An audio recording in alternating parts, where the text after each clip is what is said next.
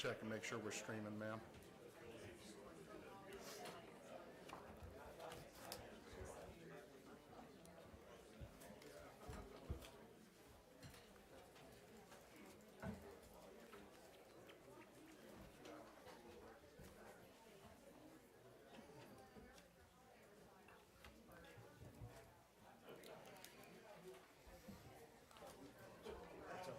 Not finding. Yeah, it's not popping up yet.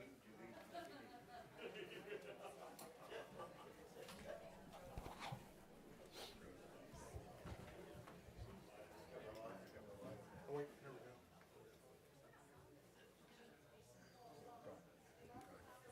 Make sure you keep your mics on. Yes, sir. We're all set, ma'am. All right, so good evening, ladies and gentlemen. Can you on the back row hear me?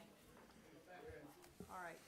At this time, I call the meetings of the Jones County Board of Appeals and Adjustment and the Jones County Planning and Zoning Commission to order.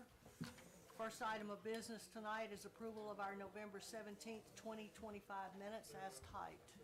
Do I have a motion? Motion approved. Motion to approve. Do I have a second? Second. All in favor? Aye. So minutes approved as typed.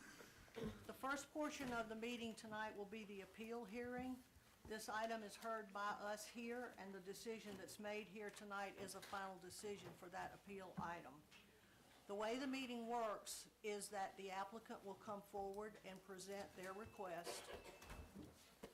Then anybody in support of that request will be given the opportunity to also come forward. And then once all of the supporters have had a chance to speak, anybody in opposition to the request will have a chance to come up and also speak. We do have a timing convention that will be followed, and I'm going to ask Mr. Petrowski to explain that to everybody.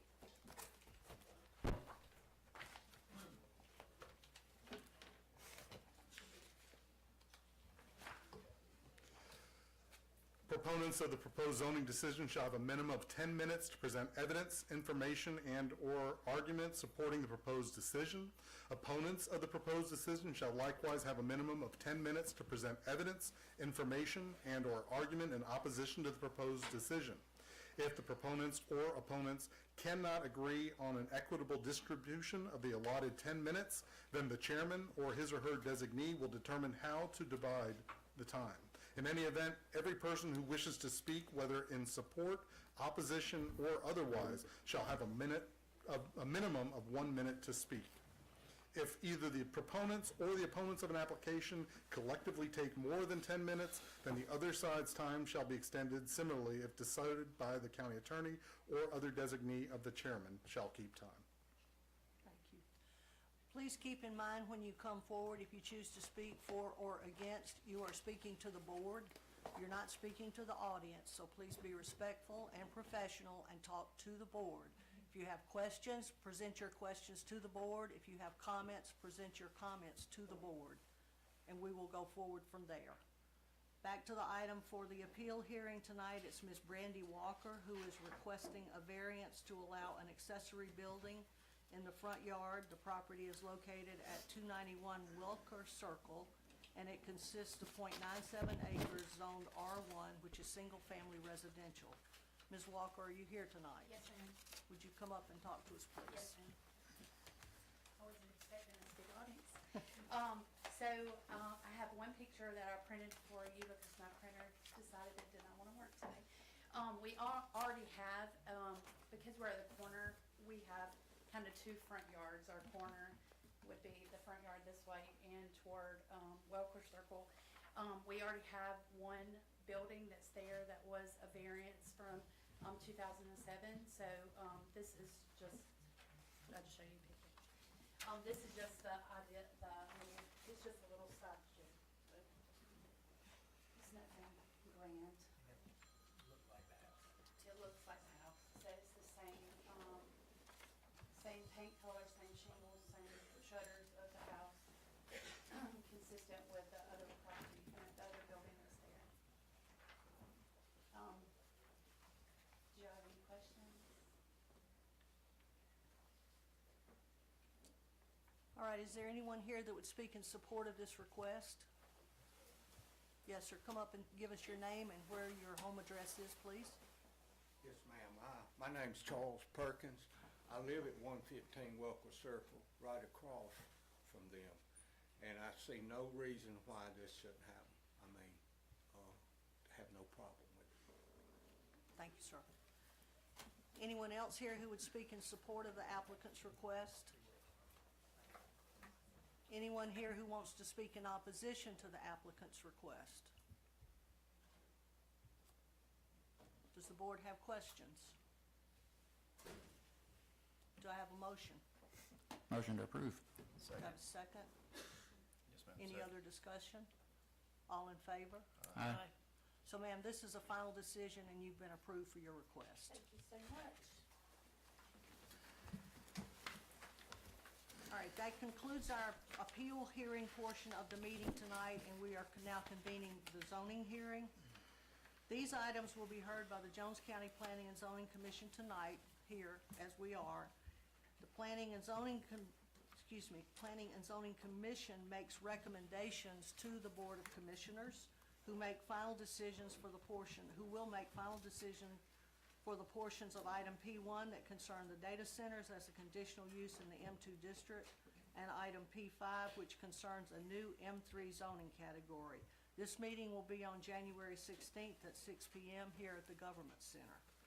Items P2, P3, and P4 will be decided by the Board of Commissioners on February 3rd at the same time and place, 6 o'clock here at the Government Center. With that being said, our first item tonight is old business, and it is the proposal by the Jones County Board of Commissioners to amend the Comprehensive Land Development Resolution to create sections 32, 24, 74.225, and 96.7 to establish standards for data centers and allow data centers as a conditional use in the M2 district.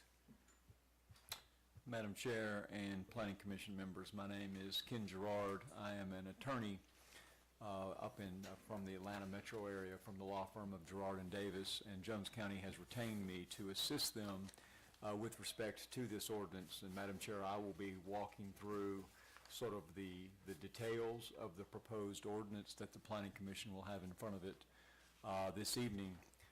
And then I assume that after we go through that presentation, that was when the public hearing proper will be opened for public comment? Yes. Is that right? Thank you. All right, so Planning Commission members, let me begin, and I know that each of you have a version of the ordinance, the draft code in front of you. And as the Planning Commission Chair intimated, this will be, as I understand it, ready and up to the Board of Commissioners for at least consideration on the 16th. So the first thing that I want to emphasize is that what is being proposed is an ordinance that would allow the introduction of data centers into Jones County as part of the M2 zoning district with a conditional use authorization. So I want to briefly define that very quickly for the Planning Commission to make sure that everyone is on the same page with respect to the big picture structure of how this ordinance has been drafted and what would occur. So to achieve a data center under this proposed draft, you would have to have two things. You would have to have a piece of property that is first of all zoned M2, which is part of the general industrial district under Jones County zoning ordinances. And then you would also have to have a use permit that was also approved by the Jones County Board of Commissioners. And I want to emphasize that for a moment because someone can have a piece of property zoned M2 in Jones County, but unless you have a use permit for a data center under this proposed draft code, you would not have an authorization for a data center. You have to have both. And both the M2 and the use permit would require the full procedural and public hearing processes required under Georgia law for zoning. Now, could they be asked for at the same time? They could be. But my point is simply this: having M2 alone by itself under this draft code would not give a property owner an entitlement to a data center. The definition of a use permit under Georgia law is to authorize a type of land use potentially incompatible with uses allowed in that particular district. In this case, that would be M2. But issuance of the permit is predicated upon compliance with conditions that are either set out in the ordinance or in the discretion of the local zoning authority. And I really want to emphasize that last section, the discretion of the local zoning authority, because the idea is that by making this a use permit and not an as-of-right use in M2, which is what the draft says, it is not an as-of-right use, you put and place into the Board of Commissioners of Jones County a considerable amount of authority to decide what, if any, data center, what size, what configuration, what energy uses, what water consumption uses are acceptable to the Jones County Board of Commissioners and in the best interest of Jones County. So I want to emphasize that at first. The draft ordinance itself contains a stated definition for what constitutes a data center. I'm not going to read it unless the Planning Commission wants me to read it, but the definition should be in front of you. And if your proposal meets and satisfies the definition of a data center, you would therefore be allowed to apply for one. If your property is M2, you'd have to apply for a use permit. If it's not M2, you would have to apply for M2 and a use permit. You have to have, remember, you have to have both. There are also performance standards that are contemplated in this draft code, and let me go through them. So again, you have a general M2 zoning category as well. These use permit performance standards sort of go on top of the general M2 performance standards that exist already. Number one, for instance, a typical minimum lot size in M2 for a typical M2 use is 20,000 square feet. For a data center, you have to have 100 acres. That is 4,356,000 square feet. So it's a radical departure with respect to a use permit for a data center. There is a height limitation of 75 feet with respect to a usage as a data center. There is a setback requirement, and of course a setback requirement basically extends from the exterior property lines, and a setback says this is how far in that any impervious structure can be built and cannot go into the setback line, the impervious areas, and that is a 200 feet impervious setback. The proposed draft also contains buffer requirements, and the buffer requirements are a minimum of 100 feet. Now I want to emphasize, Planning Commission members, that that is a minimum buffer requirement. The Board of Commissioners, again, is going to have flexibility because this is a use permit to make any particular application for a data center, those buffers be greater than 100 feet. 100 feet is a minimum. There is a landscaping requirement baked into this ordinance, and the landscaping shall comply with the requirements already in your code in Section 84 to include those beautification landscape strips in Section 84.33. There is an allowance for on-site power generation that would allow on-site power generation to include things like diesel or natural gas generators. I want to emphasize with respect to on-site power generation that the code was driven to bake in flexibility because the technology on data centers is rapidly changing. The BOC under this draft, the Board of Commissioners under this draft would have the right to hear an application, consider the technology package that was being proposed, and fashion mitigation conditions and restrictions to apply to that specific data center application.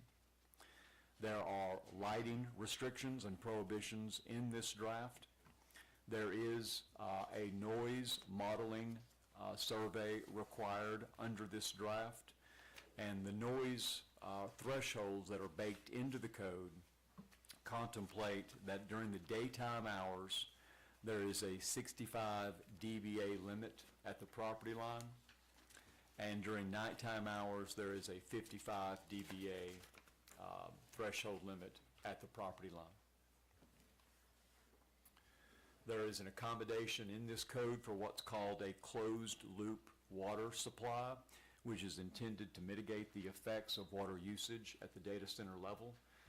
This allows a significantly reduced amount of water usage Think of it, of course, it's on a completely different scale, but think of it as the way your car uses a coolant system. It's the same sort of concept, obviously at a much different scale.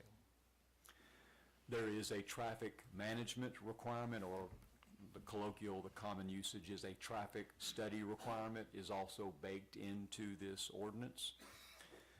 There is an environmental impact study requirement that is also baked into this code, and I would say at the outset that that environmental study must actually accompany the application for the use permit and not simply be provided at building permit. That is actually part of the use permit. There is a requirement for a decommissioning plan, the idea that these things can get built, and then what happens if someone leaves.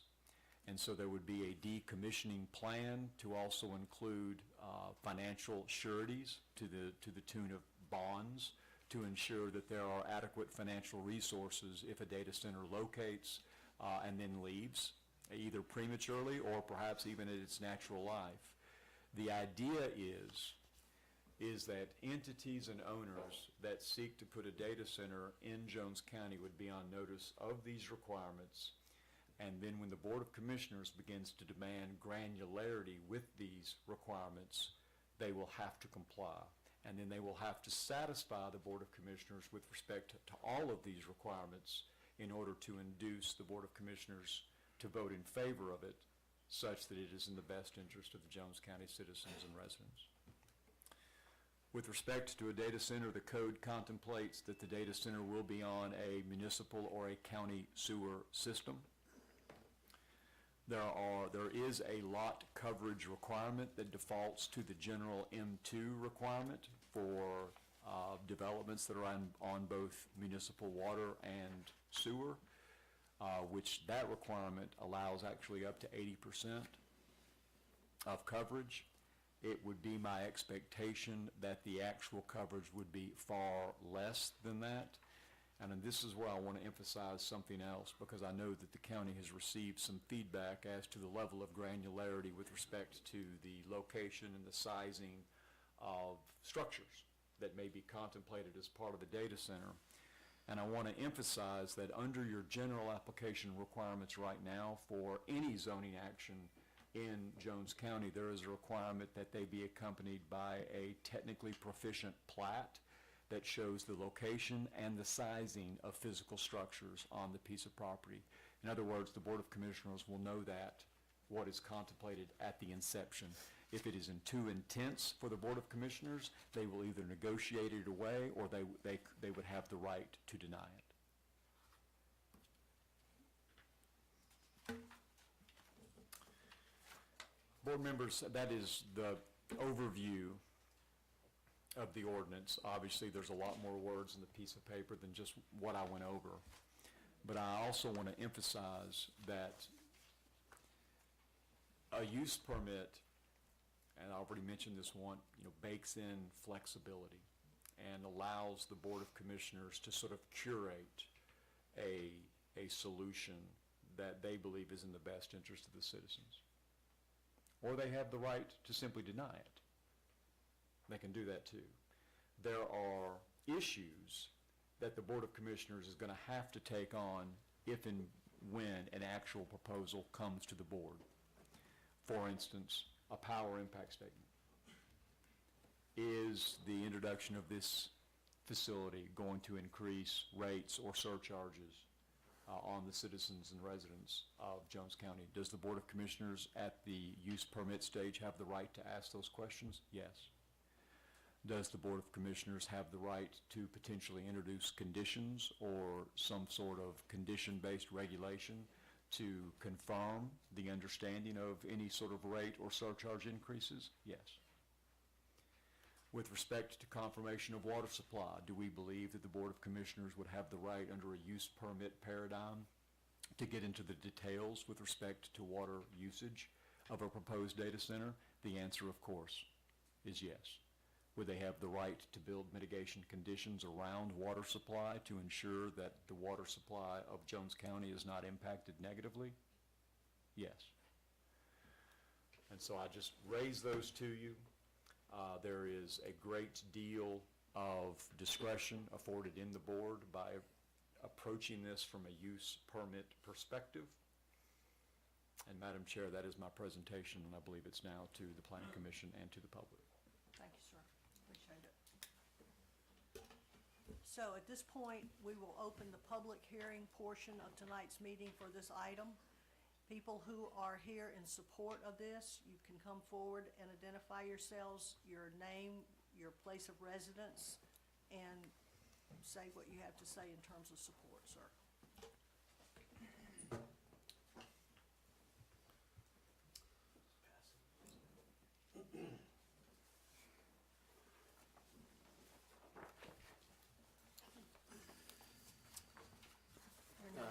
Good evening, Commissioners. My name is Jeff Haymore. I am a land use and zoning attorney. My address is 1776 Peachtree Street in Atlanta. I represent the Jones County Development Authority that owns one of these types of properties that is zoned M2.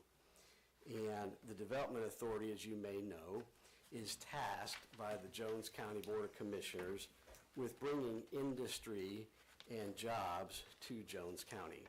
I've passed out the most recent and current 2022 comprehensive plan.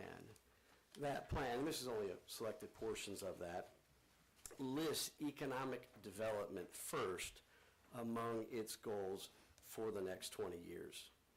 Now, pages 9 and 10 of that plan identifies as needs and opportunities to market the largely unincorporated Griswoldville Industrial Park, which again is owned by the Development Authority.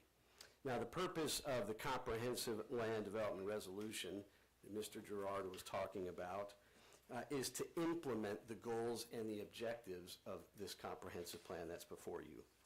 And that includes its land use element.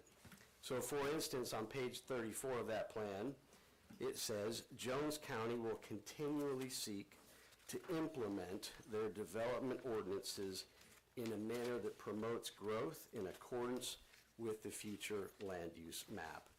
The second to last page in that package is the county's future land use map.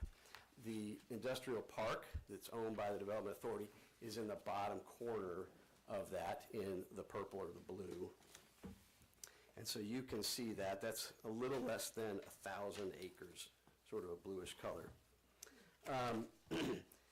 The industrial park has been zoned M2 since 2007, so going on 20 years, but to date only has one industrial tenant. Big picture, the authority supports the amendment that's before you to allow data centers in M2 as a first step towards implementing the county's economic development goals, needs, and opportunities identified in that plan. Now, I've worked with Mr. Gerard on this matter and with the county on behalf of the authority, and have sent him some red lines, and I'd like to go through those with you. These are simply the authorities, as the M2 owner, request that you consider as amendments to the proposal before you. The first is on page 1 of the amendment before you. And you can see that here under Exhibit A, the section that would amend 74.22. It is to strike the proposed language stating that a data center shall not be a permitted use by right in any zoning district in Jones County. We understand that the proposal before you is in M2 to allow data centers with a conditional use permit. That is acceptable, but we would ask that you strike that language. In that same section, clarify that an application for a conditional use permit for a data center is only required by an applicant, not the government. Eliminate, if we scroll down to the next section, unnecessary language in section 74.23. Those are the performance standards that Mr. Gerard spoke of, specifically subparagraph 10 regarding inherent water demands.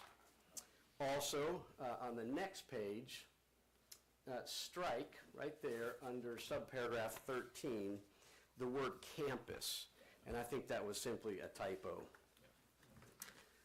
And then just a few other items. Set the timing of the submittals of the traffic impact study from subparagraph 15, the environmental impact study from subparagraph 16, and the wastewater management plan in paragraph 18 to the building permit application stage. The conditional use permit controls the where of the land use. The building permit stage is a better and more equipped stage at which to analyze and control for potential impacts. And then finally, with the last edit on the last page, clarify, and I spoke to this a little earlier, in this new proposed section 96.7.1, that the Board of Commissioners, as the governing zoning authority in Jones County, may approve a conditional use permit for a data center either in response to an application or on its own accord. And then finally, just one not typo, but 96.7.1 deals with automobiles. It may be a better section 97, but that's not substantive. That's just more of a suggestion.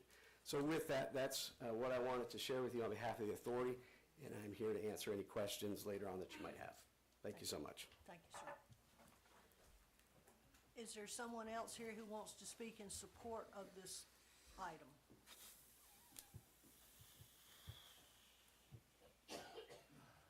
Yes, good evening. There's at least one person in this room who's known me since I was born.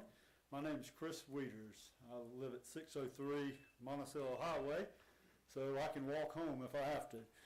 A few years back, I was asked to volunteer to be on the Jones County Development Authority Board of Directors, probably because of my professional background, which includes some pretty significant development experience.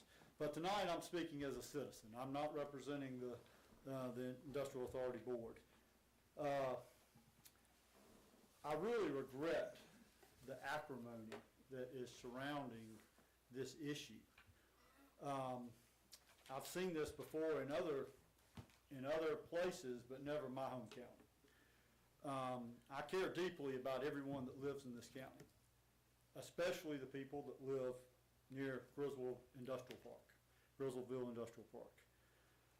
I'm not here to speak about anything other than support of a path to being able to put a responsibly designed data center in the Griswoldville Industrial Park if that opportunity presents itself.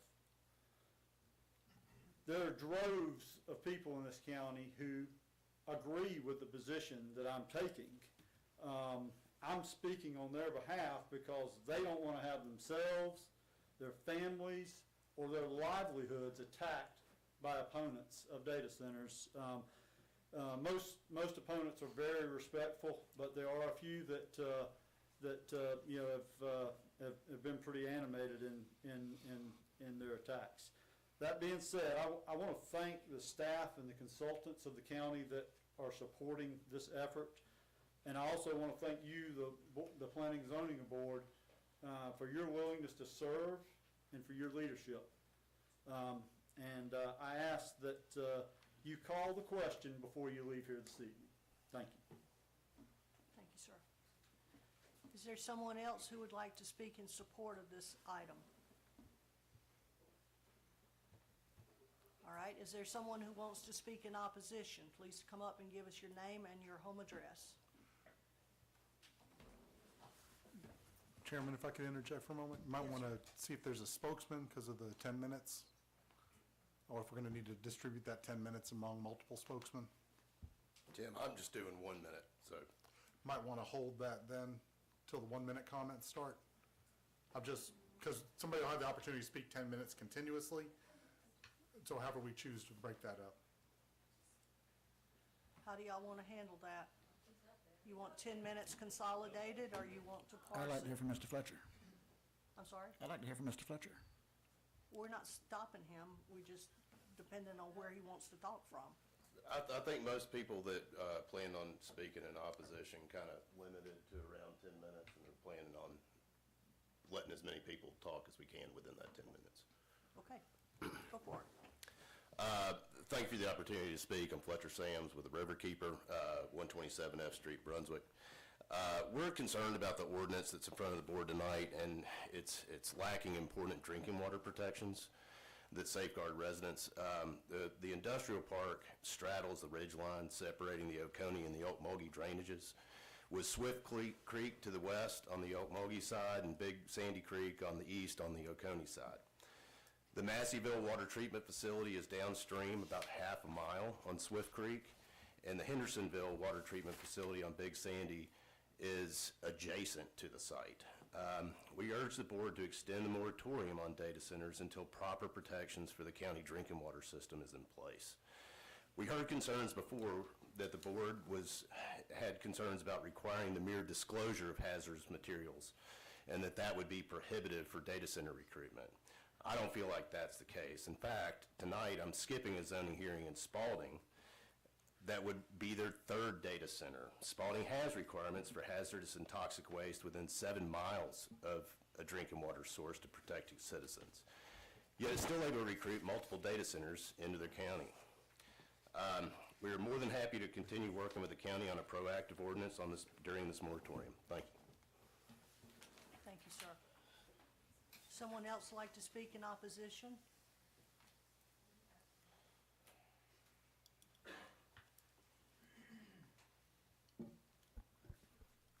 Good evening. My name is Brittany Calhoun. I'm an attorney and resident here in Jones County. I come here in my individual capacity as a concerned resident. I'm here today to formally place my objection to this draft data center ordinance for the M2 district as it's presented today. I'm extremely concerned about the language of our current ordinance. I think one thing both sides can agree on is what I've heard is that amendments need to occur for this ordinance. It is not ready today to be presented to the Board of Commissioners. I emailed Mr. Petrowski last night, that should have been shared with you guys, my enumerated concerns with the specific language in the draft ordinance. Some of those concerns is that it's riddled with ambiguities. It lacks basic definitions regarding data centers and their sizes. I know you referred to some other M2 zoning ordinances, but under this specific data center ordinance, I request that data centers and their sizes be enumerated. I believe that it fails to,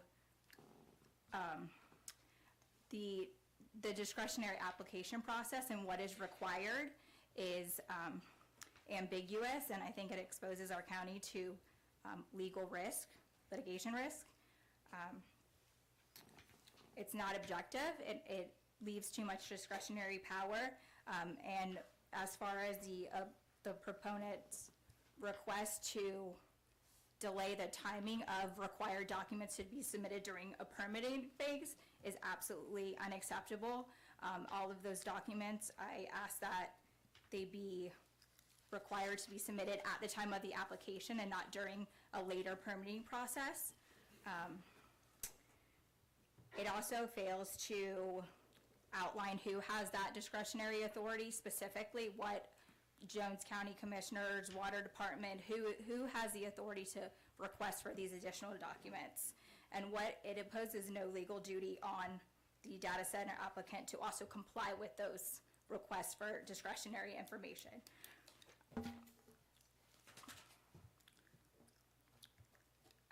Some of the concerns are explanations that were given and assurances here today were great, but I think that they need to be codified into this draft ordinance.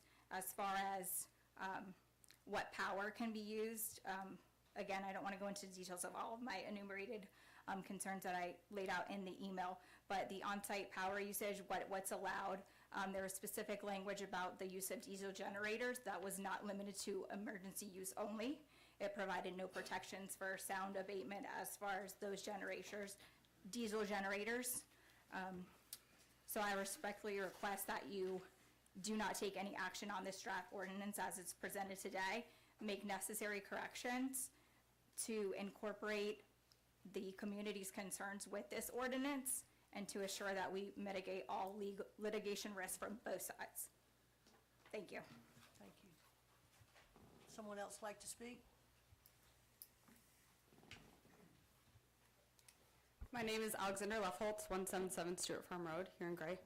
I am grateful that the Jones County Comprehensive Plan was brought up tonight. I feel a need to quote the comprehensive plan accurately. On page 9, manufacturing industry is what is described as the ideal industry to be brought to Jones County, specifically the development park. I believe that it is the safest legal posture of the county to amend the comprehensive plan first before publishing a text amendment that allows data centers. Specifically, if there is any intention in the future to sell off a large portion or the entirety of the industrial park for a data center project. That kind of economic shift deserves scrutiny and the same kind of planning that went into our Jones County Joint Comprehensive Plan. This is a procedural but very real legal vulnerability, and I think it deserves the same weight and attention that went into our original plan. And if our economic strategy as a county is shifting to data center industry versus light manufacturing as is laid out in our plan, we deserve to see the same level of planning that went into the plan beforehand. Thank you. Someone else like to speak in opposition? My name is Dustin Riley. I live at 881 Grizzleville Road. I actually have a few different issues with the ordinances that I will submit in writing, and I'll summarize over them briefly. Namely, there's been a 200% increase in the allowable noise levels from the first set of ordinances we had. The original lower noise levels were agreed to in writing by a previous data center developer, which they submitted in this document with their original application. I've highlighted on page 2 where they agreed to be able to meet that. Residential neighborhoods in most of Jones County are much lower than what's allowed in these ordinances, and you're talking about a 300 to 400% increase in the noise levels at the property lines of many residences around that park. Allowing constant, persistent noise 24 hours a day, 7 days a week deprives residents of the reasonable use and enjoyment of their property. As mentioned, a previous data center developer has already agreed that substantially lower noise levels were achievable. Noise is one of the easiest problems for a data center to mitigate through a whole manner of ways. So allowing a 200% increase in the noise levels makes absolutely no sense, and I've yet to see any justification for that. This ordinance also does not address the concerns brought up by Ms. Earlene or Eric with the Development Authority at the last work session regarding a data center that may locate in an area that is already louder than the noise levels that are allowed. That is why I sent Mr. Petrowski an email with suggestions for an ambient-based noise level that is based on the ambient background noise in an area at a property line. I feel that would be a much more fair standard for anywhere that a data center decides to locate. And lastly, regarding noise, the ordinance relies solely on A-weighted decibel measurements. This does not address the low-frequency bass hum that comes from a data center, which cannot be measured by A-weighted decibels. Picture when a teenager pulls onto your road a mile down the road and he's got his stereo blasting and you can hear that bass rumbling through your walls. These ordinances do not address that. Low-frequency sounds can carry for miles, and they can penetrate walls. You will hear them in your sleep in the middle of the night. And constant, continuous noise, such as this, will cause health problems, will cause stress problems, and will cost people sleep and quality of life permanently. Once the center fires up, it never ends. Regarding the environmental impact study requirements, I believe that needs to be addressed to specify specific deliverables. That paper I handed you with the highlighted page in it is what the last applicant submitted as their environmental impact study. It is a handwritten company letter that addresses their assurances that they'll adhere to different things, and the way the ordinance is currently written, I believe they would be able to legally claim compliance with such a ordinance. A 5-page letter that says, "Trust me, bro," is not sufficient. Plain and simple. We need real studies, verifiable scientific information up front with a conditional use permit to be able to trust these things. They have a bad track record and a bad reputation. I also have, that I will not go over in detail, but I will submit in writing some due process and procedural deficiencies with these ordinances only being made public for 5 days before this hearing. I do not believe that is enough time for the residents of this county to become informed and provide meaningful comment at tonight's hearing. People have had to scramble in 5 days to try and understand what these ordinances mean and how it may affect them if they are located near this site. The original legal notice was published in the newspaper on Christmas Day. I don't know about you, but I was not reading the newspaper on Christmas Day. I will also note that other counties, including Monroe County, have publicly shared guidance informed by Loudoun County, Virginia, the data center capital of the United States, with over 200 data centers located there, and Spalding County, demonstrating that stronger ordinances can be adopted that both protect residents and require data centers to operate as good neighbors. I will submit summaries of that advice from an Association of County Commissioners of Georgia presentation, Mr. Riley, that's your time, sir. and that is for you to go over. We need to pause this process now and table these ordinances until these deficiencies can be addressed and these amendments can be made to better protect people. Thank you. So- Chairman, that exhausted the 10 minutes. From this point forward, all comments will be 1 minute or less. All right. Is there anyone else who wants to speak in opposition? Good evening, my name is Evan Pope. I'm a land surveyor. I live at 326 Haddock Drive. I just wanted to address the 100-foot buffer requirement, and that I wanted to state that 100 feet looks great on paper. When you see it in the real world, it's not that much. This room's about 50 feet long. It's only 2 of these rooms. The 200-foot setback would fit between Ingalls and Ace in Gray with 35 feet to spare. The Dairy Queen lot frontage is 190 feet. Between Wendy's, Dairy Queen, and the adjacent lot next to it, that is empty, that's about 600 feet. And we've seen from what Mr. Riley submitted, that they recommend that we have at least 500 feet of buffer, not setback, but of buffer to help protect the neighbors to the data center. That's all I've got to say. Thank you. Thank you, sir. Someone else want to speak in opposition? Hi, my name is Teresa Irby, and I live at 901 Grizzleville Road. I'm not normally a public speaker, so I am a little nervous. I'm here on an individual basis because I have some very personal concerns because I live right directly across the railroad tracks to which this property bumps up to. My lot is 150 feet wide between driveway to driveway. That is nothing. My husband has a traumatic brain injury, and we were informed by doctors that he should never be around a lot of loud noise for a long period of time. It is, I'm gonna try not to cry. It is very dangerous for him. He has worked hard for 4 years to recover from his massive stroke and has come so far that he is able to keep our yard up. His buddies had to come teach him. Please give me just 1 minute. It's up to the chairman. Please, She can have my 1 minute. I was going to come up and speak. She can have my minute. thank you. So he has learned how, relearned things because his buddies taught him after he relearned how to walk, talk, and feed himself. He has adopted to this new life because he used to be a very successful contractor, a man who never come inside and sat in a recliner. He still does not do that unless the weather is bad or he's not feeling well, which happened today. He came in because he wasn't feeling well. He had planned to come to this meeting with me. I'm really asking this board to reconsider the footage, the setbacks, and the buffer really shouldn't be within a setback. There's 950-something acres there. Surely there is a way to protect the citizens and still get what you want. Everybody else has already covered all my other concerns, and I really thank you for hearing me. Thank you. Someone else who wants to speak?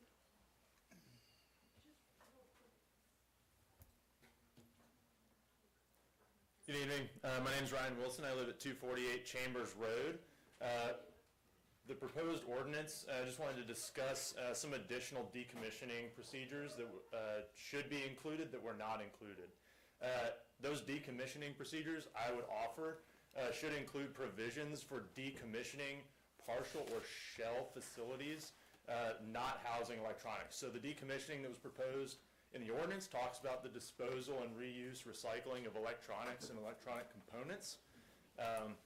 There are opportunities to have these sites built up as shells where the interior space is leased out to different companies. So I would ask that provisions be considered as well for decommissioning at different phases of what can be a transient and transferable site for multiple users. And then echo the comments about buffers as well.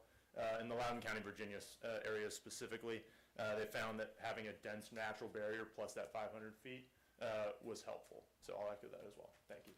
Thank you, sir. Ma'am, do you want to speak? Come up here and tell us your name and your address, please. I'll get out and come back. My name is Lauren O'Quinn. I live at 1307 County Line Road, and I would like to speak very briefly because I had an aneurysm. I had a traumatic brain injury a little over a year and a half ago, and I nearly died. I also struggle with cardiac issues. I'm concerned for every single person who is disabled or struggling with their medical conditions that this will only make it worse. People move out to the country to get away from the noise. Human dignity, it deserves silence at times. Constant buzzing, it strips away civil rights for everybody in this community, much less exhaust fumes that lead to asthma. I have provided numerous reports from the National Institute of Health, Harvard Medicine, and UC Davis. All of these articles go over the health complications involved. Even within a 1 mile radius, cancer rates go up. I'm happy to provide the information again. I've sent all of y'all emails in the past. I'll send you them again. Thank you for your time, and just reconsider this. We can do much better than a data center. Really, we have some wonderful creative minds who have wonderful ideas for this community. Let's do better. And the wastewater place, woo. All right, well, God bless you all. Have a great night. Is there someone else who'd like to speak in opposition? Yes, ma'am. Come forward, please.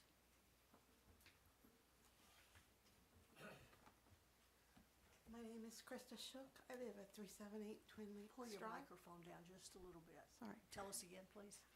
Krista Shook. I live at 378 Twin Lakes Drive. I'm one of the medical people that have a lot of problems. I have a question for the lawyer.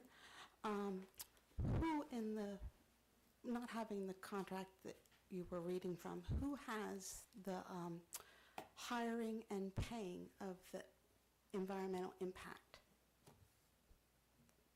report? Who gets to hire and pay that? The Madam Chair, do environmental- we answer, I'm happy to answer the question. I just don't want to break protocol. Is that, We normally come back at the end for comments from the board and. I've written that address down. questions. Okay, thank you. Thank you.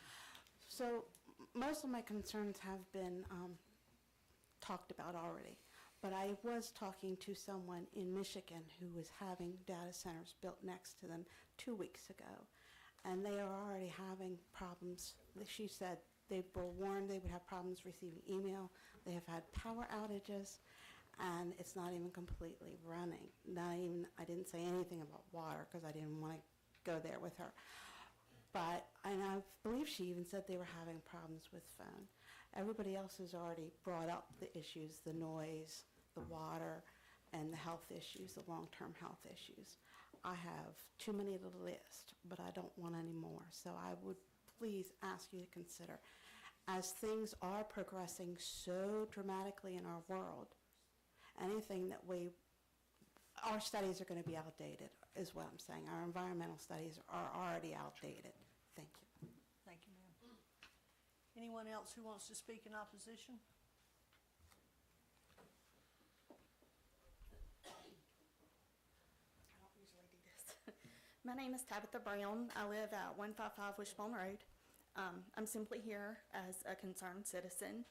I think that we have an opportunity here with an industrial park that has already been sitting basically empty for nearly 20 years to take our time, because it's been nearly 20 years, to tighten up the ordinance, to make sure that this is going to be beneficial for the county as a whole without negatively impacting our citizens.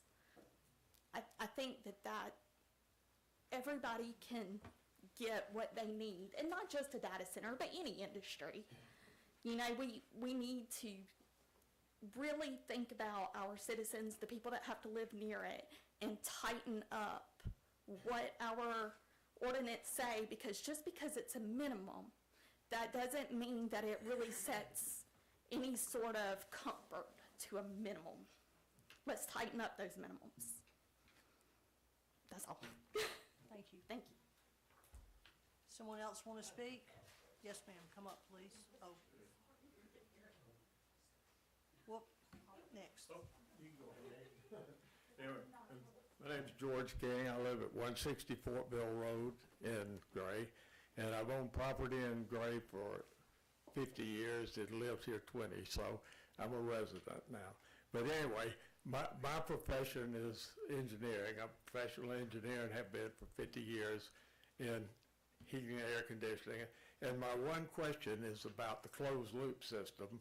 I mean, I'm very familiar with them, and there's a lot of ways to do a closed loop system. And we don't define exactly how we're going to do it, but, you know, I know it's a closed loop, but you can also, you got to take the heat out of the water. You can do it with an air-cooled chiller. You can do it with a water-cooled chiller. You can do it with a ground loop system. And, you know, the air-cooled is the most expensive in the noisiest for a chiller. A water-cooled is going to have a cooling tower and evaporate a lot of water, but they're also going to make a lot of noise. So I just want to make sure your noise criteria addresses these devices too, because they do make a lot of noise. And the other thing you can do on a closed loop system, you can still have, fans in the side of the building and run them all when it's cold too. But anyway, that's all. Thank you, sir. Yes, ma'am.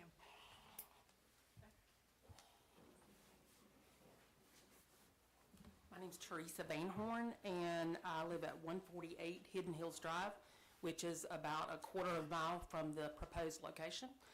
I know we talked about a closed water loop system with the data center, but you talked about the beautiful landscaping that they would have there. Where would that water come from to water the landscaping?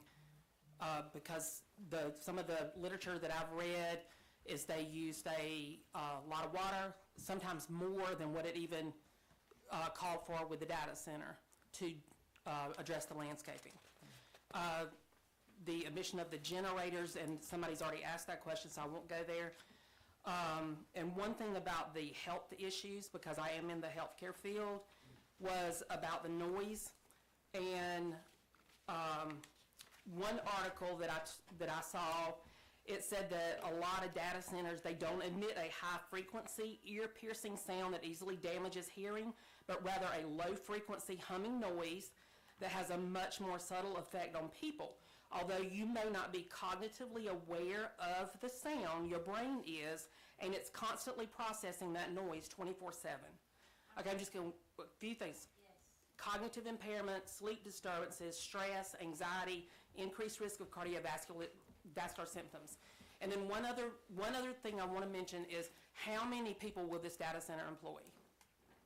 And that's one of my questions, because about a year ago, my husband's boss, Donnie McKinney, called the county commissioners and asked to buy some property at the industrial park, and he was told that he could not because he would not hire, they wanted a business that would hire a lot of people. So, thank you. Anyone else who wants to speak? Yes, ma'am. I'm Sharon Garner, 176 Moore Stevens Road. Because I'm not a public speaker, I'm going to read it. What I'm talking about is fire protection and the need for financial impact study. I want to briefly address the fire protection as it relates to large industrial use in the industrial park and why this matters to planning and zoning, especially allowing 6 to 7 story buildings. Under Georgia law, planning and zoning must consider whether adequate fire and emergency protection exist when evaluating large and high-risk industrial developments.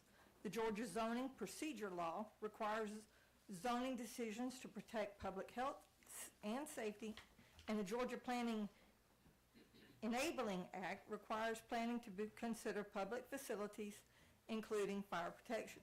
The Jones County Comprehension Plan reinforces this focus on public safety and adequate infrastructure. Large industrial facilities require specialized fire protection. To adequately protect nearby families and workers, the county would realistically need an aerial truck and an engine, costing around $3 million up front. That's your time, Ms. Varner. Okay? I have a lot more, but y'all really need to look at how this is gonna cost. How are you gonna pay the bill? That's my question. Thank you, ma'am. Anyone else who wants to speak in opposition?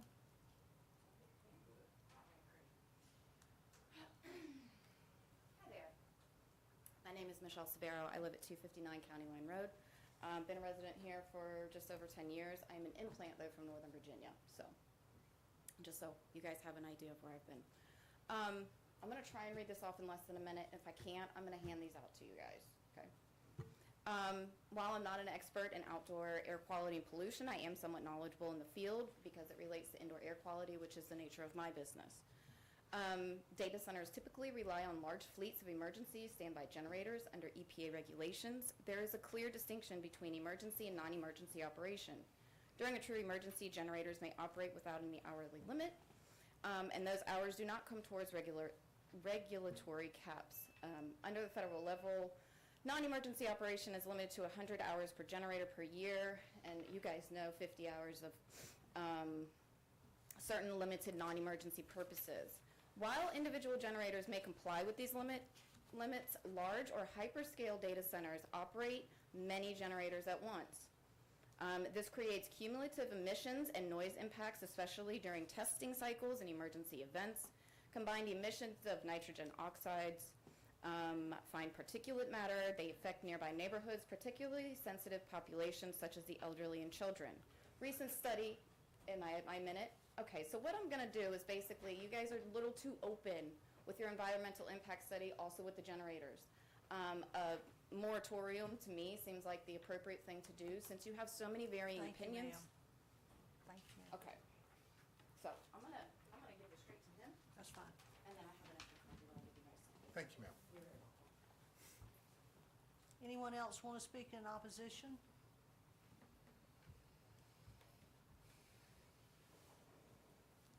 Good evening. My name is Robert Strickler. I live at 349 Old Grizzleville Road. I have lived there my entire life, all 60 years. I want y'all to really think about the majority of the county's water comes from the Grizzleville well system. As it been noted earlier, that water goes the entire county. Live in Gray, the other side of Gray, that's where you get your water. I understand the closed loop system, but what chemicals are we going to use? Regular antifreeze to cool the water from the heat? There's a lot of things. Fire coverage has been talked about. I'm not a public speaker, so y'all have to forgive me. But it's just a lot of things a lot of misinformation's out there. I've even heard some misinformation from county employees. We don't know what size, how many acres, and it sounds like tonight that there's really not even anybody talking to us about it. Sounds like we're trying to rezone stuff to fit the criteria so we can bring somebody in. But thank y'all. Thank you, sir. Anyone else who wants to speak in opposition?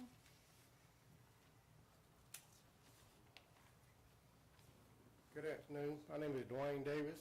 I live at 433 Georgia Highway 57. The industrial park is my driveway just about. The new building that we've got back there belongs to a fence company who works on the interstate. Y'all gonna leave me a 100-foot buffer. You did. You went and cut every darn tree off of it. What kind of buffer is that? Open field? If y'all did that to me then, what you gonna do on this new system y'all got coming in? We don't want it. Please. I live there. I hit that noise 7 days a week, just about, where you grab it, aluminum, and drop it in the parking lot, and you wake you up the first thing in the morning. Thank you. Thank you, sir. Anyone else who wants to speak in opposition?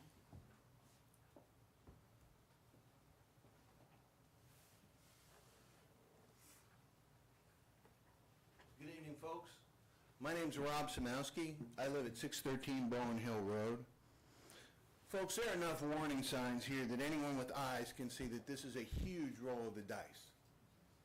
And it's a roll of the dice with our natural resources. Why play with fire? Why not wait for a community referendum so that the people's voices can be heard? One thing I love about our county, and the reason that I'm leaving this place only in a pine box, is that we think for ourselves. We move at our own pace, we don't chase the latest trends, and most of all, we respect, value, and fiercely guard the land beneath our feet. You cannot unring this bell, folks. If you guess wrong, generations of Jones County citizens will pay dearly for the urgency. So I encourage you guys to please encourage a referendum so that the people's voice can be heard. Thank you. Thank you, sir.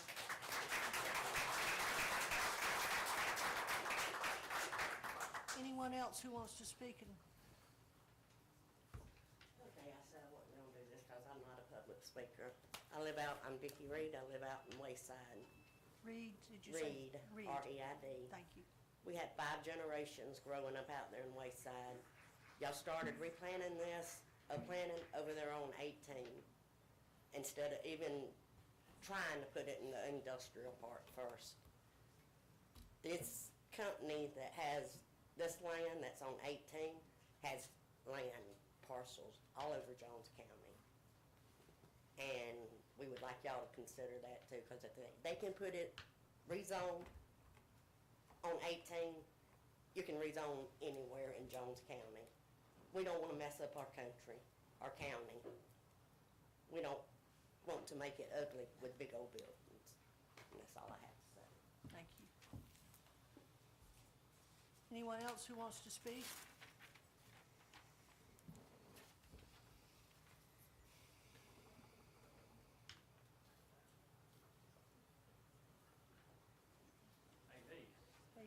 Patrick Tanner Bailey, 249 Fox Road. This thing's gonna be right in my backyard.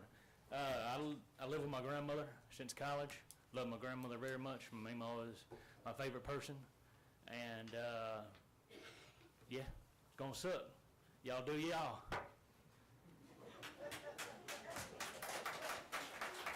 Anybody else who wants to speak in opposition?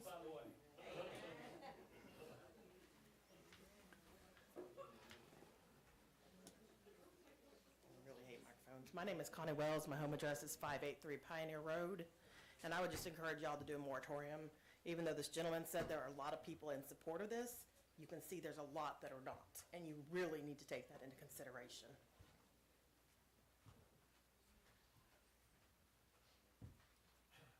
Anyone else? Does the board have, sir, would you have comments you want to add based on what you've heard so far?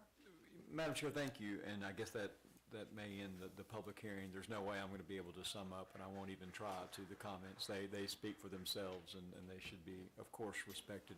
A couple of things that were said, and again, I know I got a question. One was for the environmental impact study, and I think the idea was who would be paying for that and what would be acceptable.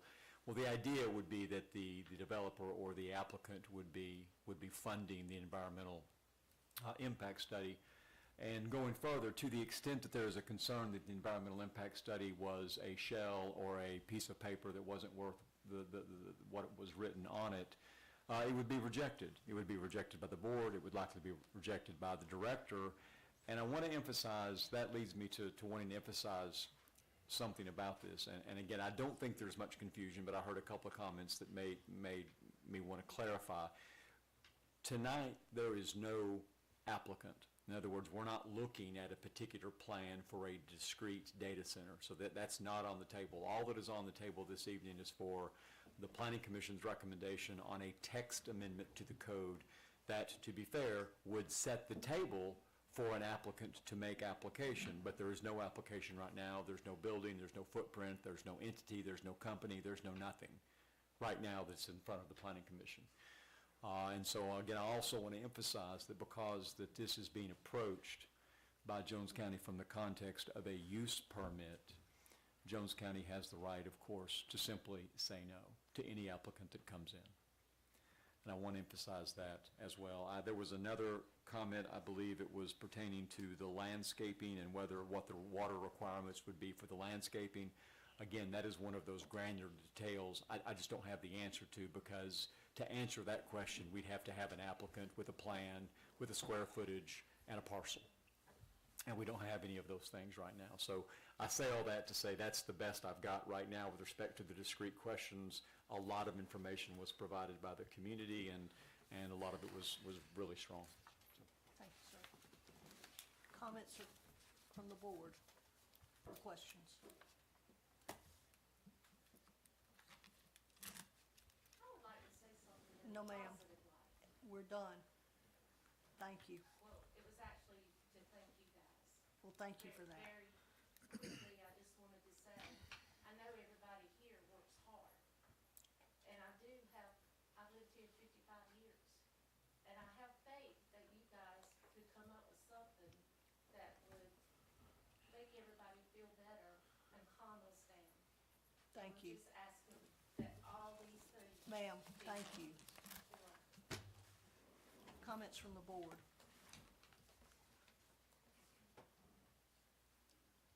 Do I have a motion?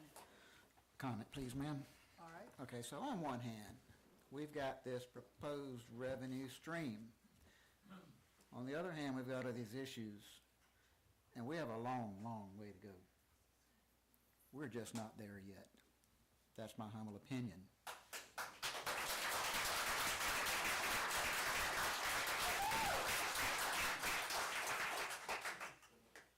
Any other comments? Do I have a motion to approve or not approve? Or to recommend, I should say.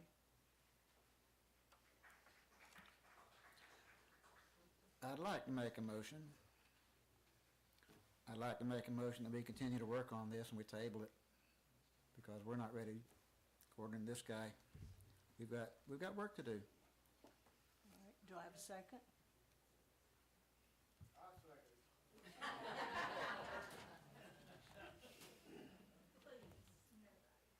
All right, motion fails for lack of a second. Do I have another motion? I make a motion to approve the text amendment as of now, to work on it more in detail after, so we have something in place. Do I have a second? Do I get to make another comment? No, sir, we're in the middle of a motion. Do I have a second? Second. Any other discussion? Yes.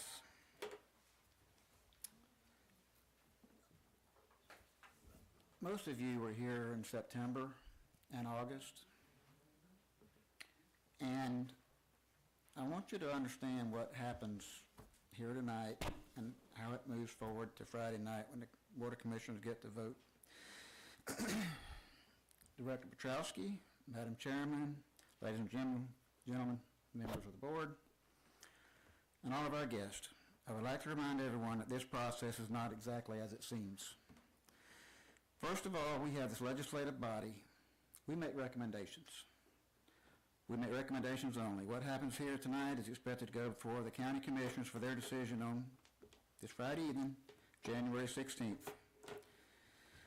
With that, let me please read this definition, what exactly Planning Commission is. Planning Commission serves as an advisory role in planning and development approval process, providing recommendations that influence approvals processes for developments, land use plans, and infrastructure investments, among other duties. Planning commissioners are sometimes referred to as citizen planners. a term used to describe both the critical role in planning commissioners and planning processes and the limitations of that influence. In the vast majority of jurisdictions, the planning commission does not exercise legal power to approve or deny developments or plans. City councils and county boards have that final say on land use planning and development. I'll say it again. Only Jones County commissioners can make executive decisions which turn into laws and ordinances. It is indeed my sincere and earnest hope that these amendments that we have put forth so much effort into, if they are approved, are the exact same amendments which are presented before the Jones County Commissioners to be voted on coming up on Friday evening, January 16th. At this time, I'm going to go on record and say that I do not support these amendments, not because they are the will and embodiment of collective efforts to do the right thing by the people we represent in Jones County, but instead, I am not supporting them for symbolic reason, and that reason alone is the procedures that took place on September 16th and might likely take place again this Friday evening, January 16th, when the Board of Commissioners votes again and approves these amendments. If this process repeats itself like it did in August and September, following the Planning and Zoning Board meeting to approve the original text amendments, if approved here tonight, will once again be dead on arrival. Because this process is an element of a single point of failure, and what do I mean when I say that? Well, consider this. The amendments that the Planning and Zoning Board worked on during our August 18th board meeting were first off amendments drafted by the Planning and Zoning Director as a working document, which is what we worked on. Now, from this point forward, if I mention the Planning and Zoning Director, I'm not entertaining anybody by their name. It's the position, and please understand it's a position, what I'm referring to. We as a board built on those drafts and come up with what we thought was complete product as best we could at the time with information recently learned and known to us at that time. After this document leaves this board, it goes to the county commissioners for a vote to approve or disapprove through the Director of Planning and Zoning. We at the Planning and Zoning Board have no control over what actually makes it to the podium at the Board of Commissioners meeting for them to review. Our recommendations are hand-carried and I suppose sometimes electronically emailed by the Planning and Zoning Director. Case in point, September 16th, the Jones County Board of Commissioners previously voted to approve the text amendments Planning and Zoning Board approved on our August 18th board meeting. The recommendations of this board were absolutely dead on arrival. The Director of Planning and Zoning presented to the County Commissioners 3 proposals in which to consider, and only one would become the approved text amendments and subsequent ordinance for data center standards and protections.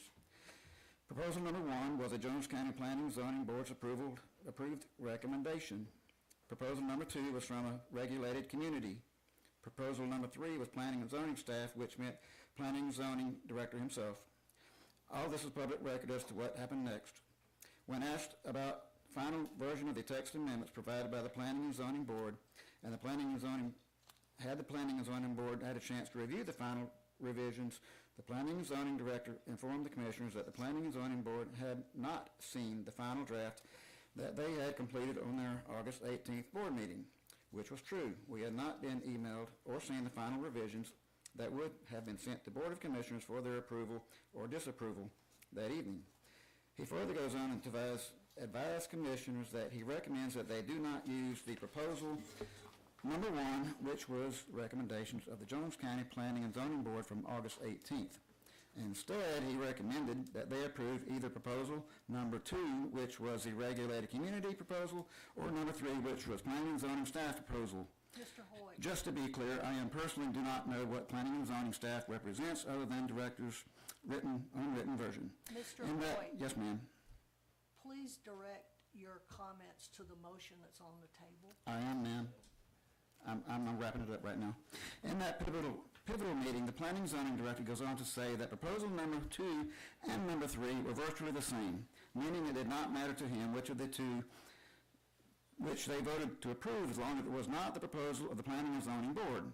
When Commissioner Kitchens asked him what was a regulated community, the Planning and Zoning Director responded with this, and I quote, "It's the developer's proposal." Well, if his proposal and the developer's proposal were, in his own words, virtually the same, then regardless of which door you open, they're still the same.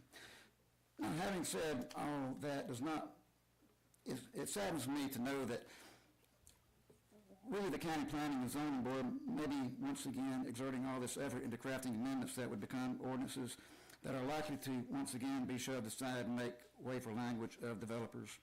What I'm saying is all this effort is futile if the board's recommendations are again going to be dead on arrival at the Board of Commissioners meetings now scheduled for this Friday evening, January the 16th. And the headline in the local news on the morning of January 17th is likely to be Jones County Planning and Zoning Board approves amendments paving the way for data centers in Jones County, which was the case on September 17th, right after the same vote took place. We all know that this is misleading and misinformation for the general public. Ladies and gentlemen, you have exactly 4 days left. Make it count. So please email, call, write your county commissioners between now and Friday evening, because this is really huge. Tell them that you want your concerns and those concerns identified by the zoning lawyers for this purpose, including the text amendments, and not the text amendments provided by the developers. Thank you, Madam Chairman. Chairperson. So I have a motion.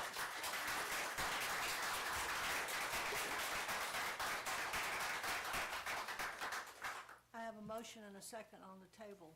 All in favor? Opposed? Nay. So I have 2 and 1. Recommendation will go forward to the commissioners for approval of the text that's been discussed tonight by Mr. Gerard. That commission meeting, as has been noted, is Friday, so that would be where the commissioners will talk about this. Thank you all for your attendance. My suggestion is that with the board's, oh, wait a second. If y'all want to comment, please go outside. We are not done with our zoning meeting. You're welcome. Is item P5 still to be addressed? Yes. Okay. Item P5 is next on the agenda, which was what I was going to say. Should be withdrawn. Sir? Should be tabled. Yes, sir.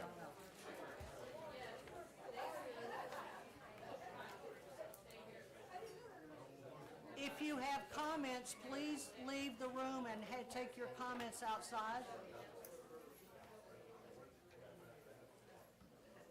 My suggestion to the board was going to be that we next take item P5 because of its proximity to what we're already talking about.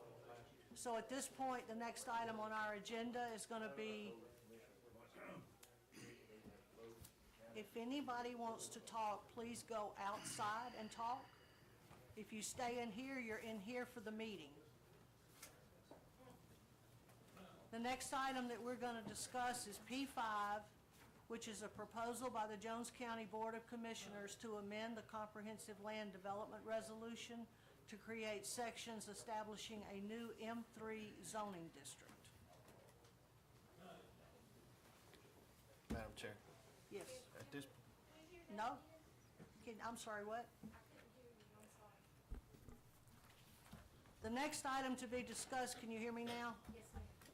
Is the proposal by the Jones County Board of Commissioners to amend the Comprehensive Land Development Resolution to create sections establishing a new M3 zoning district. So, yes, sir. Madam Chair, I move to table this at this time due to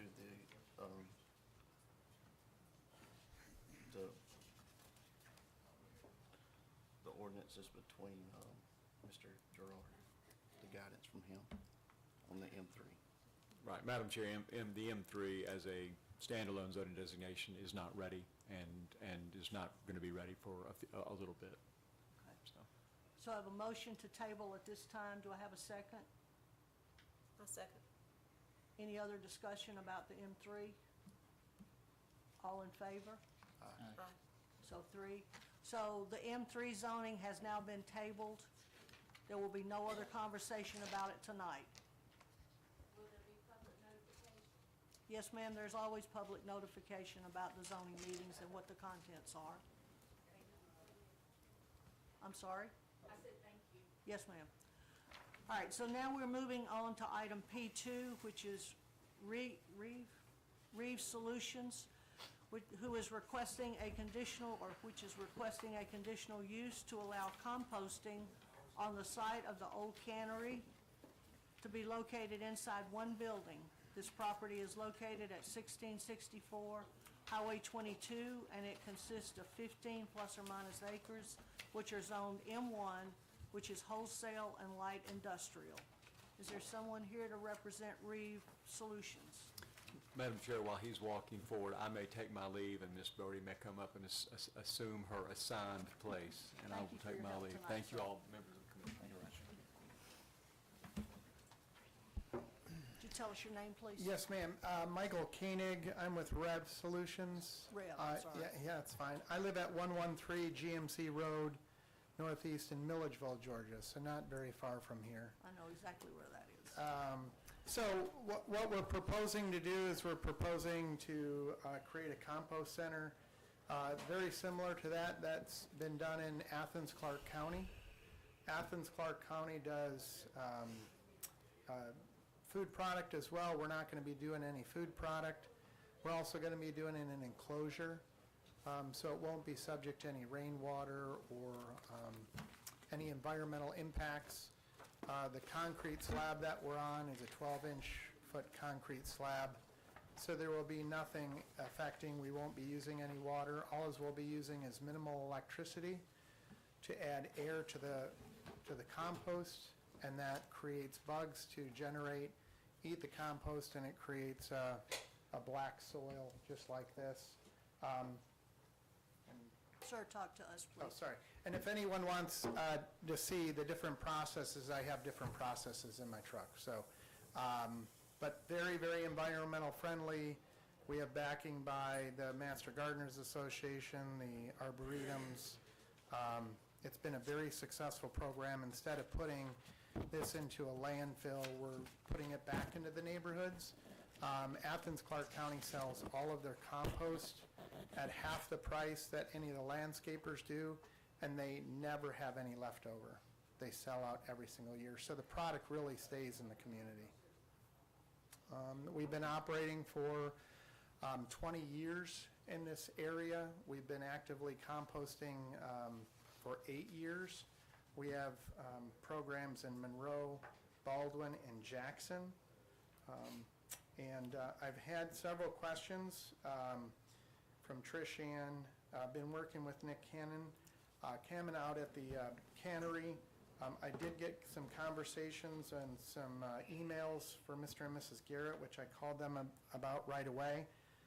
More than happy to have tours, more than happy to have any questions. This is a process that's been around for over 100 years. Has been proven to be very successful and very environmentally friendly. Thank you very much for your time. How will your product be transported to the cannery site? It'll be by truck. Everything will be by truck. There is some confusion that we'd be transporting liquid. There's going to be no liquid. It's all dry. So there's no liquid. There's no runoff. What size truck, typically? Typically, either something that carries about 15 to 20 yards of product. So it'll be a big truck, and it'll be 3 to 4 trucks a week. So, help me, is that like a dump truck size, or is that like one of the big long bed dump truck sizes? It would be a dump truck size, correct, a regular dump truck size. We would drive the trucks into the building and dump the product on the cement. Also, we would be bringing in a lot of, we call it carbon, so wood chips, sawdust, peanut hulls, and all of that will be that recycling process. So how frequent would you anticipate deliveries? It would be probably 3 a day. Okay. What area are you serving? Where's your product coming from? Well, we'd like to source it here. And again, because of the way that process works, we would like to process it here if there's enough product to process into composting. But it could come from surrounding areas. But because transportation is a cost, we'd be limited on what we could bring in. And then individuals come and pick it up and transport it away. There's not another truck going somewhere else. No, outbound. so the only trucks that would go someplace else if a landscaper wanted something, or if you go to like a landscaping where you get rock and things like that, they would come and they would take it, and then they would dump it on their site for local residents to come. Yeah. Public. Is there anyone here who wants to speak in support of this request? Would you all like to, I mean, I can pass it around, it's good. So, and then there was, the other thing that I would say is there's some question about smell, no smell whatsoever. And we also have mitigation for the smell that we don't need, but perception is greater than reality, so we have mitigation that we use. Thank you. Yeah, thank you. Yes, sir, your name and address, please. My name is Nick Cameron. I live at 108 Skinner Road. I own the cannery. So the cannery's been empty for 25 years, and I'm trying to bring businesses in there, and this is one of them that's come to me and wants to come in there. But people, the questions that people have asked me, I'm not in the composting business, so what I know about composting is what Rev has told me about composting. The product, the stuff that comes from the sewer treatment plant it's after it's already went through all the stuff in the sewer treatment plant. It's approved to dump on farmers' fields. It's not like they're not dumping septic tank trucks there. They're only renting like 1/6 of what I'm trying to rent at the cannery. If it was going to smell like crap, or if if it was going to smell like crap, or it was going to contaminate my land, I wouldn't be for it. No matter how much money they wanted to pay, they're not paying enough for me not to rent the rest of it. I still have to rent to a lot of other people. They put it on farmers' fields. The EPD regulates them. They come by the site, make sure they're doing everything they should be doing. One of the things I wanted them to do is, we talked about doing it outside, we talked about doing it inside, just to make sure that it is contained. I told them the only way I would want to do it is if they did it inside the building, and they're saying no water that they use, all the water is going to go back onto the product. They're not dispensing water out on the ground. The biggest buyer of this stuff is Miracle Grow. I've talked to several different people, answered any questions that they have, but I don't know.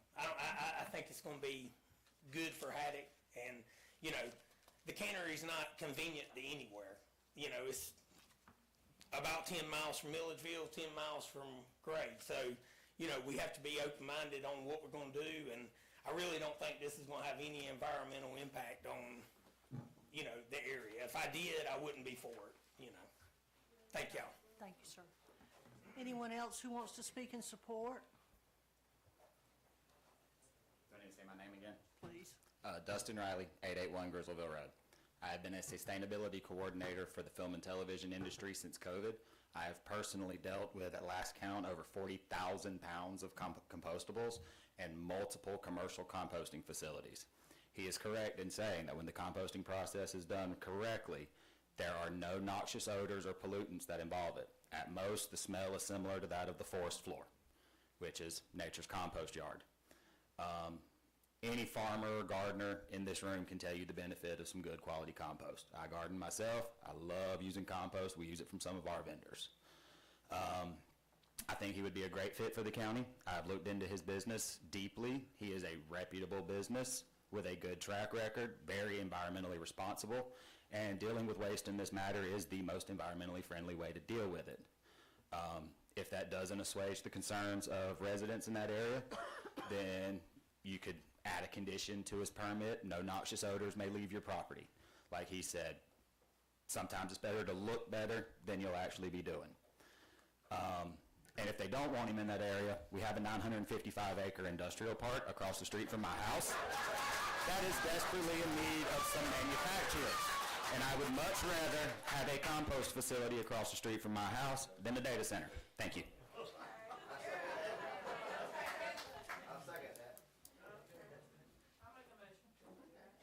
All right. Is there anybody else here who would like to speak in support of this? Is there anyone here who wants to speak in opposition?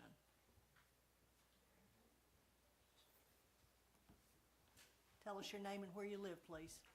Linda Garrett, Pull your- 1638. Pull your mic down. Short, too short. Thank you, ma'am.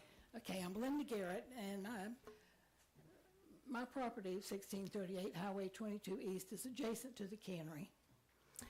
And my parents built the house. We moved in 1952. And I grew up smelling peaches and pimentos being processed, and that wasn't always great. And I know worked that. there. I know. But I never thought I would be having compost on the property.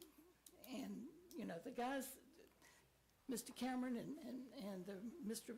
Conan from Reeves have tried to answer a lot of questions for me.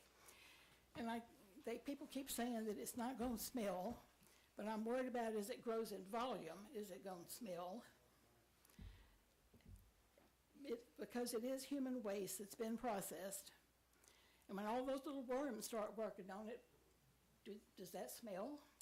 My son said he did some composting, you know, just residential, and he says when you open that thing and those worms in there working, it smells. So I don't know. I haven't had time to go visit a location, you know, where this is being done, and they did tell me when I talked to them Friday about the Athens Clark County place, and I would love to go there and see that. I just didn't have time when I got my notice a couple of days after Christmas that this was going to be happening today. So I do have concerns about it being human waste and that it will be processed properly. And I've talked to somebody who works for Gwinnett County, and he works in the water and sewer department. And his concern was, to me, is it going to smell as the volume gets bigger? And do we have, and in case it does, because I understand that this is kind of the first application for doing this, is there any plan to put in place to take care of the odor, like the last gentleman mentioned? I understand there are something called carbon scrubbers equipment that will help with odors. And I'd like to see if that's a possibility, just in case it does smell. I have a lot of allergies, and I hate to be thinking that that's going to aggravate my conditions. So I'm still a concerned citizen. But I do want to thank Nick for cleaning the place up, because it's been a wreck for a long time, and he did do a good job cleaning it all up. Thank you. Thank you, ma'am. Anyone else who wants to speak in opposition?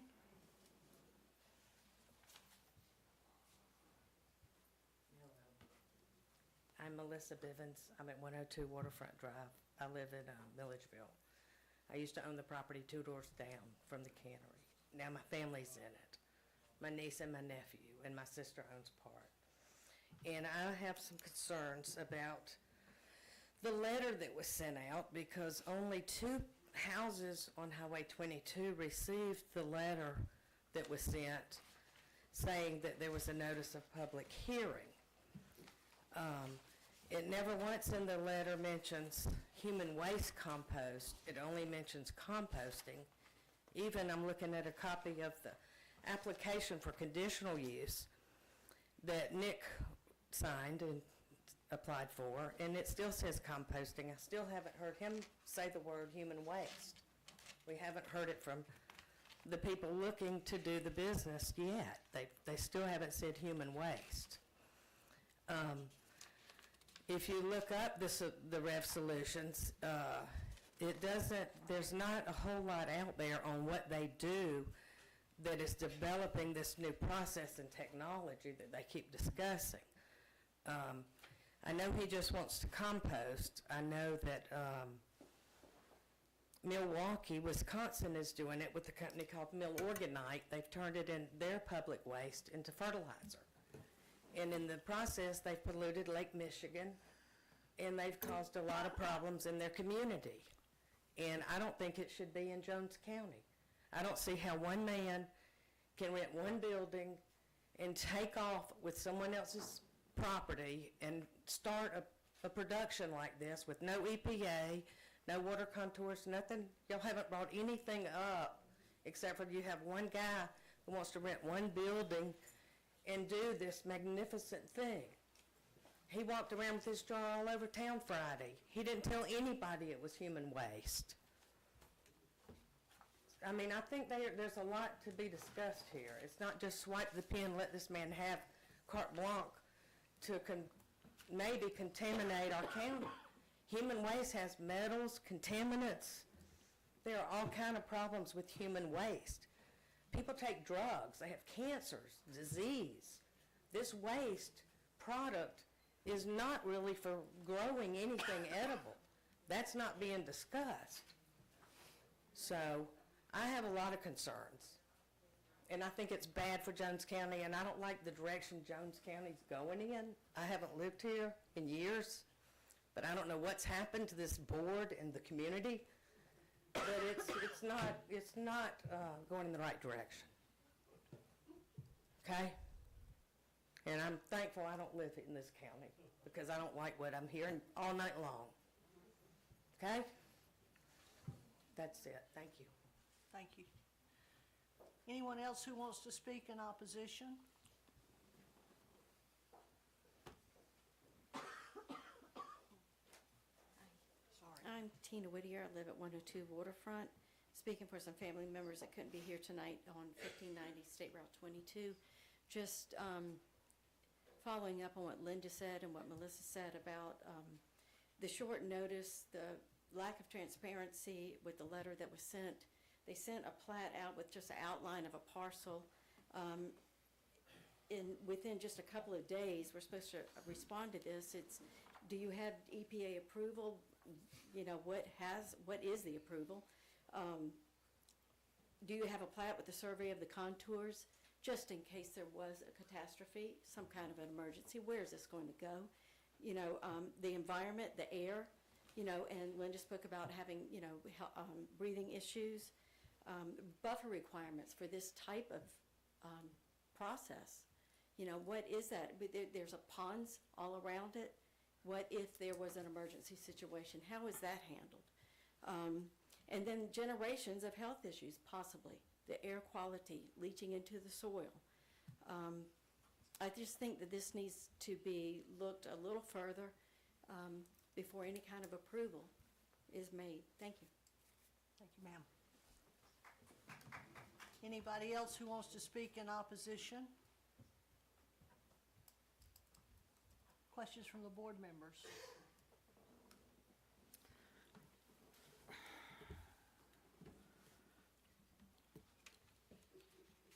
I think I would like to learn a little more about this one, the process. I don't think I'm ready to jump into a vote tonight. I don't know about you guys. Anytime there's community opposition, it makes me stop and pause to let's make sure we're doing it right because it's everlasting. So I have a question for the gentleman who was speaking. Has this process been through an EPA approval? Absolutely. And I have testing, and again, I'm more than happy to share all the testing. Again, I live in the community. I live right down the road in Milledgeville. I love the environment. I'm a big environmental guy. There is no environmental impact on this whatsoever. But we have to test every 3 months. We have to test daily. We have to test and have those records for the Georgia EPD. Again, this process has been around for 100 years. There were questions about chemicals, things like that, and prescriptions that I can answer all of those questions, and I will be available to answer any questions. I want everybody to be really excited about this. And we're all about working with the community and not hiding anything whatsoever. What about the concerns about the smell? I mean, you pass the jar around, and I know that smells like forest dirt to me, too. Yeah, honestly, Can you comment there some will more be, about that? there is no smell. There is no smell. So people think when you are processing human waste, they have this short-term answer. The human waste that we process has been processed already over months and many times years. So all of that freshness and all of that smell, odor is just not there. So again, Athens, Clarke County has been doing it for 20 years. The process is throughout the country. The one woman brought up Milwaukee. She's absolutely right. But what they do is they spent over $120 million to solve their human waste problem, and they burn it. So they burn it, and when they burn it, it creates milorganite, which is a very good fertilizer, but the process is really bad. It's not a natural process. So we were given a grant by the USDA to remove fertilizer, which is a petrochemical process that's put in the ground, all of our fertilizers, to replace that because it's so bad for the environment. So what we're doing is we're putting natural product back into the ground, and if our soil keeps getting depleted, we're not going to have any place to live. So I'm not some big corporation. I'm not. We've been doing this for 20 years and being great neighbors wherever we've gone. And forgive me, tell me again where you already have locations. I think you said that and I didn't. it didn't Monroe, stick. Baldwin, and Jackson. Okay, so nearby, if somebody wanted to go visit? Absolutely, absolutely. And I have my cards. You can call me. You can come out to my facility. You can tour whatever you want. I have nothing to hide, nothing whatsoever. And if anyone wants to review the testing that we do for all of the different ingredients, I'm more than happy to share that. What about your waste byproducts that are not recyclable? How do you dispose of those? There's no byproducts. Everything is eaten by the bugs. Okay, so when you buy your product, I'm not sure if I want to ask this question, but I got to ask it, where does it come, who do you buy it from? In other words, is it coming from municipal waste treatment already, or is it already? Yeah, so right now, we're solving a problem because wastewater facilities throughout the country are sending their product to landfills. And it's just the wrong place to send it, because it's really good nutrients. What's happening is the landfills are refusing it because it's causing these huge monster landfills to erode. So you have these big earth-moving equipments and people are dying because they're having soil erosion because you've got this wet wet byproduct in there. So the USDA came out and said, listen, we got to replace the petrochemical fertilizers that farmers are using. How do we incentivize people to do that? So that's what we're doing.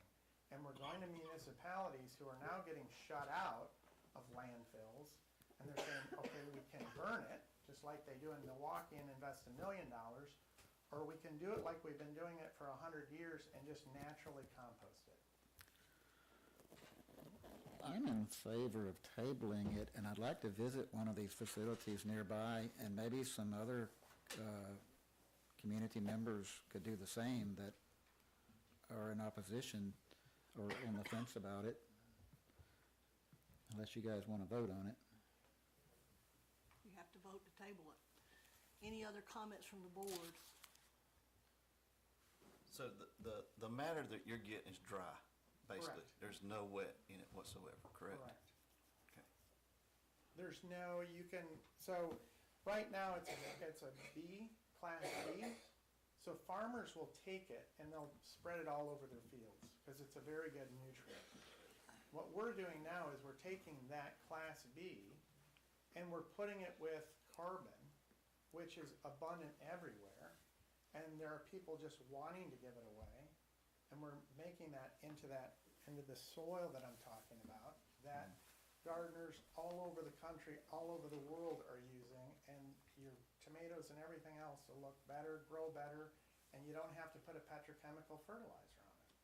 And any compost that you have, whether it's cow manure or chicken litter, it's all the same thing. And that's the scientific fact of it.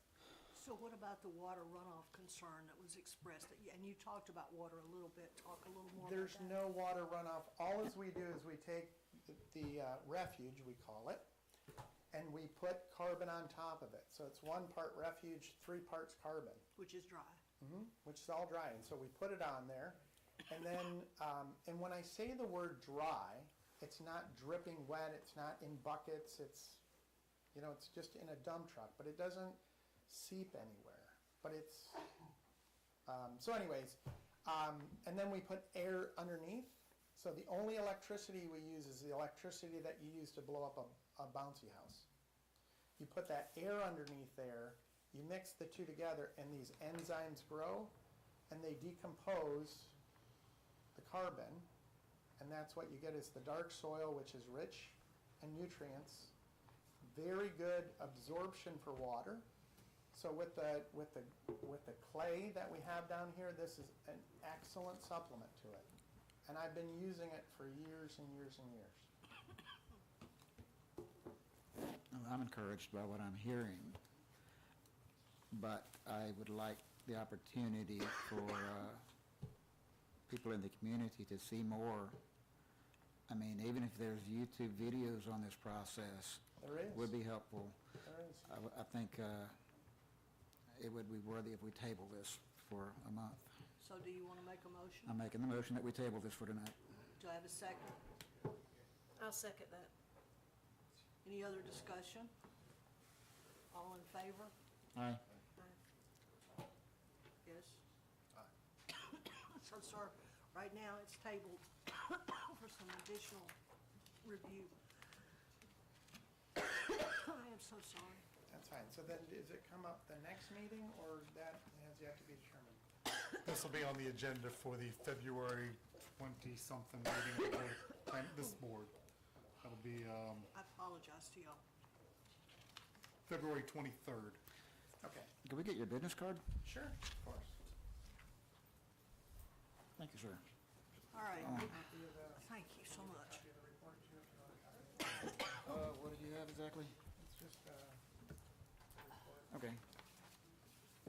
So now we are Thank you. moving to item P3, which is, excuse me, which is R&B Investments LLC, who are requesting to rezone 4 acres at the corner of Henderson Road and Highway 49 from manufactured home residential to general commercial. Could you tell us your name, sir, and where you live?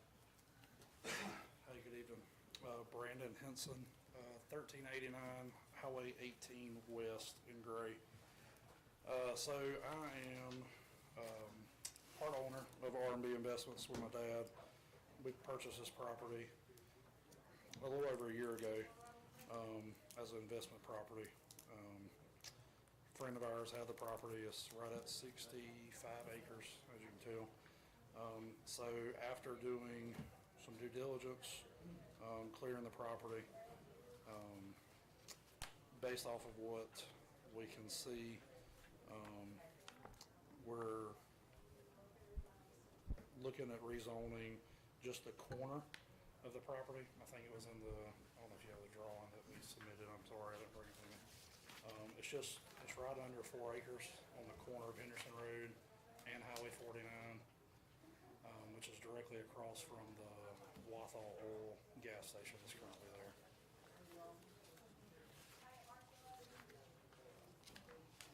All right. Is there anyone here who wants to speak in support of this request?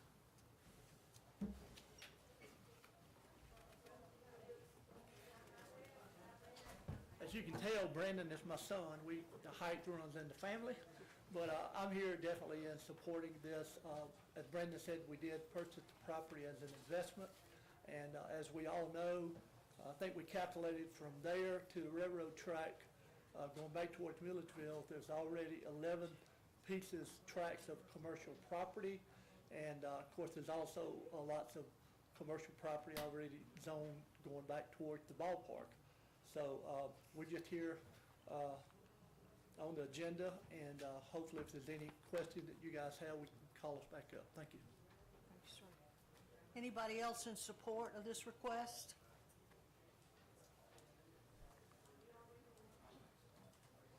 Justin Riley, 881 Grizzleville Road. I promise I don't have a segue this time. I would be good. I've lived in that neighborhood since 1997, so I was 7 years old. For most of my life, that particular corner has been pretty blighted and has been an eyesore in that area. I don't know the Hensons personally, but I do know they are reputable members of this community and own several businesses around it as well. So as long as they have a good plan for that corner, something to make it look good, to bring that neighborhood up, I think it would be a good fit for that location, much better than what it's currently being used as now. And I would very much welcome it and support it on that side of town. Thank you. Anybody else in support? Anybody in opposition? Questions from the board?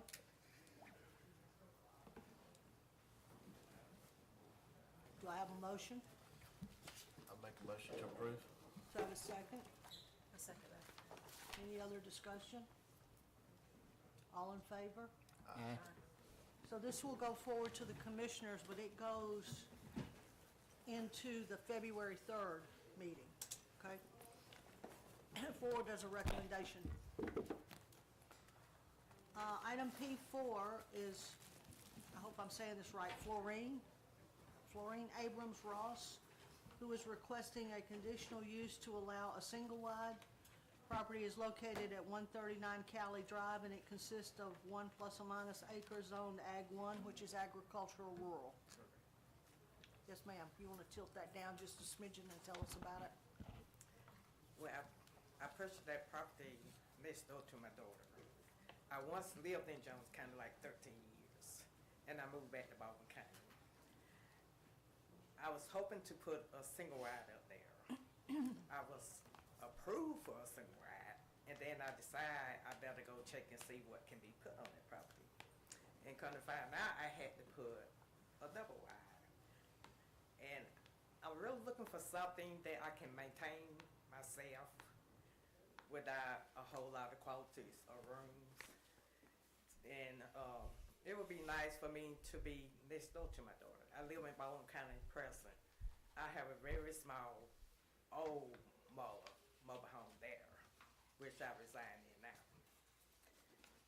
And I'm really trying to move back to Jones County as well, simply because it's a lot of violence goes on over there, where I live. And I'm trying to get out the environment because, number one, I'm disabled. And when they do a lot of shooting over there, it seems like it's just like right there. I'm constantly rolling in the floor, trying to stay safe. And up where my daughter lived, which I say I lived there before, currently in the home where my daughter used to living at now. And it's just quiet and peaceful. And I do really love Jones County. I think y'all have a better system than Baldwin County. I have grandkids. Actually, my kids were raised in Jones County. I'm originally from Baldwin County. But after I got married, I lived in Jones County like 13 years before I moved back. And I won't move back. And I'm really looking forward. Is there anyone else here who would like to speak in support of this request? Yes, ma'am. Come up and tell us your name and your address, please.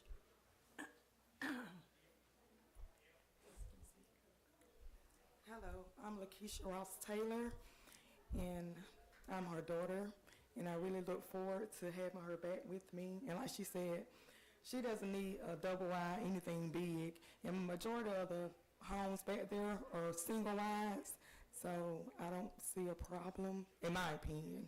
Most of them are single wides, so that's just my opinion. Thank you. Anybody else here who'd speak in support? Anyone who wants to speak in opposition? Comments from the board? Do I have a motion? I make a motion to approve. Second? Second. Any other discussion? All in favor? So, ma'am, this will go forward with a positive recommendation to the commissioners, and that meeting, again, is on February 3rd, where they will hear this, and they'll make the final decision. Thank you, Robin. Yes, ma'am. Okay, at this point, we are to comments from the audience.